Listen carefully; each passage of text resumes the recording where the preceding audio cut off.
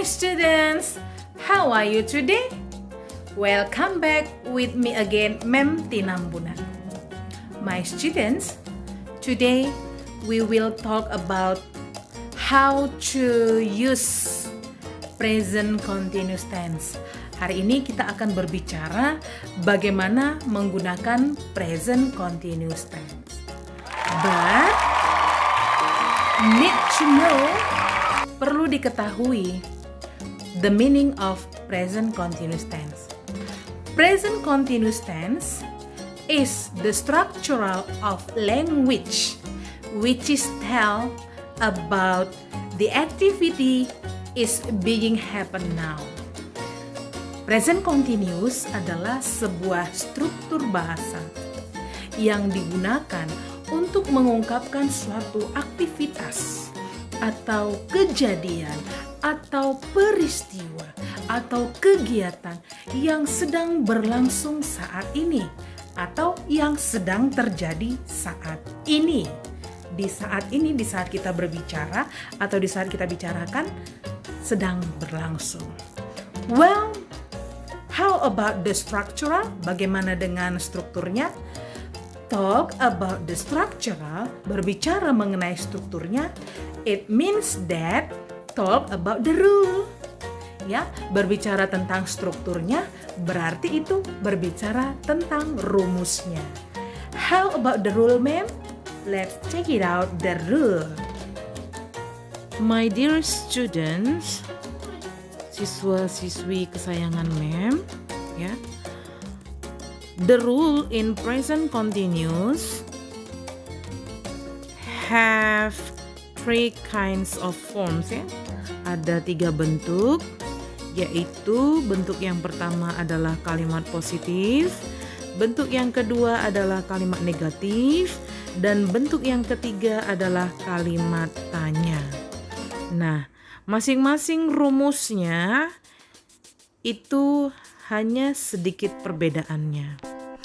Present continuous tense itu ditandai dengan adanya to be, is, mr, lalu diikuti oleh verb ing. Verb ing itu artinya adalah kata kerja pertama atau kata kerja dasar yang ditambah dengan ing. Look at the rule. Lihat rumusnya. Di kalimat positif, subject plus to be is mr plus verb ing plus object. Subject itu adalah pelaku. Subjek di dalam bahasa Inggris, in English, subject there are 7 kinds. Ada 7 jenis, ya, yaitu I, you, we, they, she, he, it. Itu disebut sebagai subjek atau pelaku dari suatu tindakan. Well, my students, back to the example in positive sentence. Baik anak-anak Mem, kembali kepada contoh kalimat, yaitu kalimat positif. Yang mana, kembali lagi, bahwa present continuous itu tadi adalah struktur bahasa atau struktur kalimat yang digunakan untuk mendeskripsikan suatu kejadian atau suatu aktivitas yang sedang berlangsung saat kita bicarakan atau saat sedang terjadi, ya, di waktu yang bersamaan. Contoh, she is doing her homework now. She is doing her homework now. The meaning is, artinya adalah dia sedang mengerjakan PR-nya sekarang. She is doing her homework now. Dia sedang mengerjakan PR-nya sekarang, atau dia sedang mengerjakan tugas rumahnya sekarang.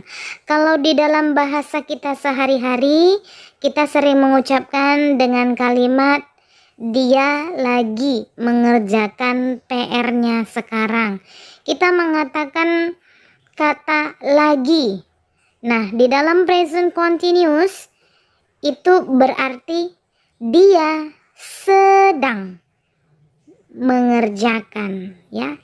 Nah, jadi bila kamu ingin mengungkapkan suatu aktivitas yang sedang berlangsung saat ini atau saat kamu sampaikan, jangan lupa memberi kalimat tersebut dengan pola seperti rumus ini.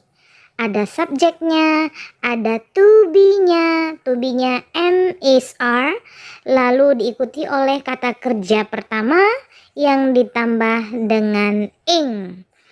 Well, next, kalimat negatif. Kalimat negatif itu artinya adalah kalimat sanggahan, atau dengan kata lain yang berarti tidak. Contoh, she is not doing her homework now. Once again, she is not doing her homework now. Dia tidak sedang mengerjakan tugas rumahnya sekarang. Kalau di kalimat positif tadi artinya dia sedang mengerjakan tugas rumahnya sekarang. Nah, di kalimat negatif artinya berbeda. Artinya apa? Artinya adalah dia tidak sedang mengerjakan tugas rumahnya sekarang. Ya.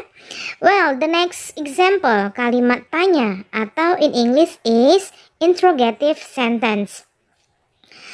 Rumusnya to be plus subject plus verb ing plus object. Nah, kalau tadi di kalimat positif dan negatif subjeknya di awal kalimat, kalau di kalimat tanya subjeknya berada setelah to be. To be-nya tadi itu apa? To be itu artinya adalah kata kerja bantu. Nah, to be di dalam present continuous ada 3. Is, am, are. Ya. Itu tidak boleh dipakai oleh sembarangan subjek. To be is dipakai untuk subjek she, he, it. Sedangkan to be am itu dipakai oleh subjek I. Dan to be are itu dipakai oleh subjek you, they, we.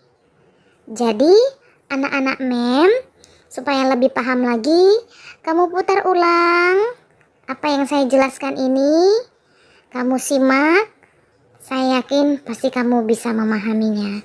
Karena dari sekian banyak tenses yang akan kamu pelajari, ini adalah salah satu tense yang the cheapest, ya, yang paling gampang, the easiest, yang paling gampang to learn, dipelajari. Oke, my students, once again, please record, rekam kembali, ulang kembali, repeat my record. Kamu ulang kembali apa yang saya rekam ini. Mudah-mudahan kamu dapat memahaminya, ya. After you listen my explanation, now your test is this. You must do by yourself. Okay?